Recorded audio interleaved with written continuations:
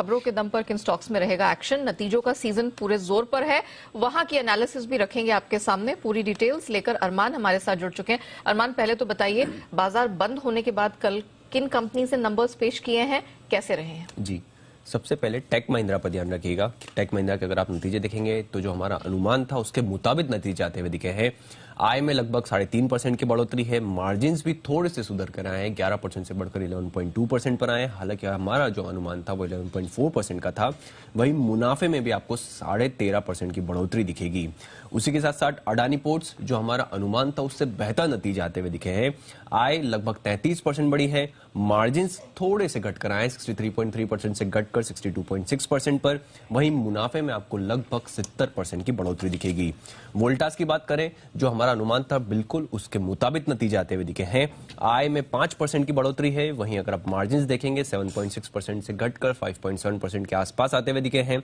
वहीं अगर profit before tax की बात करेंगे वहां पर 16% की कटौती है और नेट लॉस है कंपनी को, क्योंकि एक एक्सेप्शनल लॉस है 106 करोड़ का।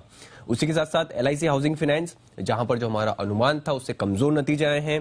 NII में लगभग 0.4% की कटौती है और GNPA अगर आप देखेंगे, GNPA और NNPA दोनों में थोड़ा सा QOQ थोड़ा सा सुधार देखा गया है। GNPA 4.96% से घटकर 4.9% और NNPA 3.1% से घटकर 2.8%।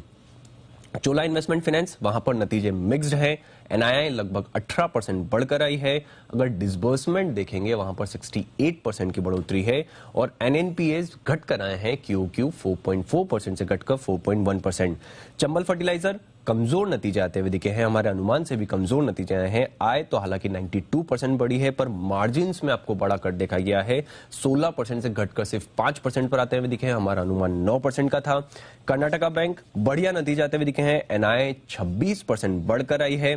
उसी के साथ साथ GNPA देखेंगे, वहां पर भी कटौती दिखी है, 4% से घटकर 3.3% पर आते हुए दिखे हैं। और अंत में कंसाई नेरोलैक, यहां पर भी नतीजे बढ़िया दिख रहे हैं। आय लगभग 19% बढ़ी है। मार्जिन्स थोड़े से बढ़कर आए हैं, 10% से बढ़कर 10.3%। एशियन पेंट्स में आपने देखा था वहां पर जो मार्जिन्स थे वो कमजोर थे, यहां पर मार्जिन्स थोड़े से बढ़कर आए हैं और मुनाफे में भी 23% की बढ़ोतरी है। चलिए, तो ये तो कल आए नंबर्स, जो तिमाही नतीजे आए हैं कंपनियों ने पेश किए हैं, उसकी एनालिसिस है। अरमान, आज के महत्वपूर्ण ट्रिगर्स और खबरों के दम पर किन स्टॉक्स या सेक्टर्स में एक्शन दिखेगा? बिल्कुल, नतीजों में F&O में सबसे पहले Dalmia Bharat, first source solution, Mahindra and Mahindra financial services पर ध्यान रखिएगा, इनके नतीजे आते हुए दिखेंगे। कैश में भी कुछ कंपनीज के नतीजे आएंगे, जिसमें Andhra paper, Grindwell Norton, Jamuna auto, Mahindra holidays, JK paper, Triveni turbine और एमटार टेक्नोलॉजी जैसी कंपनियां जिनके नतीजे आएंगे। त्रिवेणी टर्बाइन पर ध्यान रखिएगा कि बोर्ड बैठक में नतीजों के साथ साथ शेयर बायबैक पर विचार किया जाएगा। CL एजुकेट, यहां पर भी बोर्ड बैठक में नतीजों के साथ साथ बोनस शेयर जारी करने पर विचार किया जाएगा। RBI गवर्नर जो है हमारे, वो संबोधित करते हुए दिखेंगे एनुअल बैंकिंग कॉन्फ्रेंस में। और कैबिनेट और CCEA की जो मीटिंग है वो भी होने वाली है 12 बजे। एक्स डेटेक स्टॉक में, जिसमें अतुल लिमिटेड है, स्पेशल डिविडेंड 7.5 का। अब IPO अपडेट्स लेते हैं, जिसमें DCX सिस्टम, जो कल तक अगर आप देखेंगे कुल IPO लगभग 9 गुना बढ़ा है, जिसमें रिटेल का हिस्सा तो लगभग 27 गुना बढ़ा है और अगर QIBR आप देखेंगे तो वहां पर लगभग 2 गुना बढ़ता हुआ दिखा है। फ्यूजन माइक्रो फाइनेंस, आज से ही IPO खुलता हुआ दिखेगा, 4 नवंबर तक खुला रहेगा।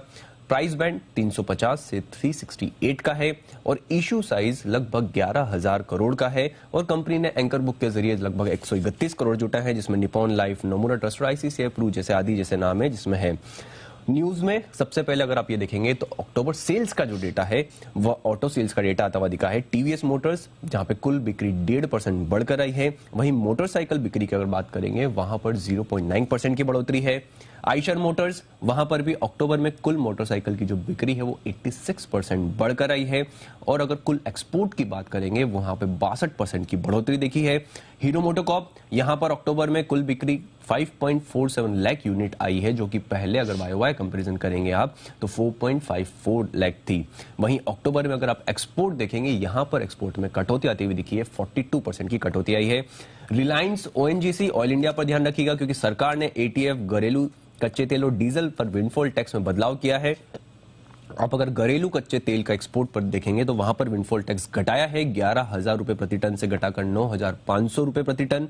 वहीं ATF एक्सपोर्ट पर अतिरिक्त ड्यूटी बढ़ी है, वह 3.5 से बढ़ाकर 5 रुपए प्रति ₹5 प्रति लीटर कर दी है। वहीं डीजल एक्सपोर्ट पर अतिरिक्त ड्यूटी ₹12 प्रति लीटर से बढ़ाकर ₹13 कर दी गई है। और अंत में एनसीसी लिमिटेड पर ध्यान रखिएगा, क्योंकि अक्टूबर महीने में कंपनी ने ये अपडेट दिया है कि कंपनी को लगभग 1050 के आसपास के 2 नए ऑर्डर मिले हैं और ये राज्य सरकारों से वाटर और पर्यावरण विभाग के लिए जो है कंपनी को ऑर्डर मिला है। चलिए अरमान, बहुत शुक्रिया आपका वो पूरी डिटेल्स दर्शकों के सामने रखने